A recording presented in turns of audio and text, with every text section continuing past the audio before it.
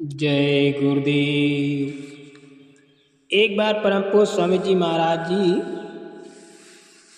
सेवा करवा रहे थे। प्रेमी लोग सेवा कर रहे थे, मिट्टी की पटाई हो रही थी।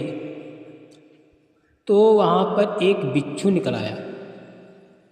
बिच्छू निकल आया तो गुरु महाराज ने कहा, देखो कैसा जीव है, मनुष्य योनि से बिच्छू योनि में चला गया। तो गुरु महाराज ने कुछ नहीं कहा।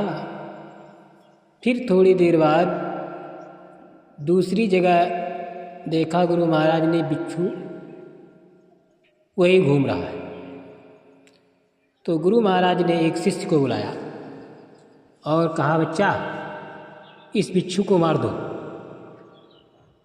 पहले तो शिष्य जो था वो सोचने लगा कि दीनदयाल सद्गुरु स्वामी जीवों पर दया करने वाले बिच्छू को क्यों मरवा रहे हैं। लेकिन गुरु के आदेश का पालन, तो उसने एक पत्थर उठाया और पत्थर से बिच्छू को मार दिया।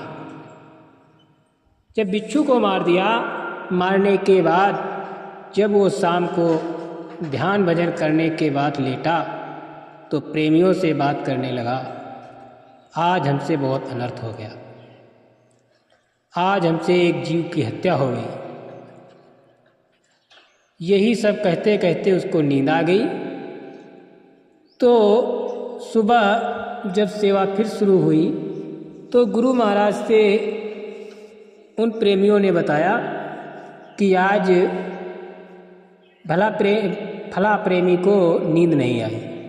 वो कह रहा था कि स्वामी जी, आज हमसे बहुत गलत काम हो गया, मैंने बिच्छू को मार दिया, जीव हत्या हो गई, पाप कर्म बन गया। तो गुरु महाराज मुस्कुराए, कहा, अरे ऐसा कह रहा था? तो प्रेमियों ने कहा, हाँ सरकार। तो गुरु महाराज ने कहा, ठीक है, उसको बुलाओ। उसको बुलाया गया। तो गुरु महाराज ने कहा, अरे बच्चा, जिसको तुमने मारा है वो कौन था? सरकार, उसने कहा, सरकार हमको तो मालूम नहीं। अरे वो तेरा बाप था,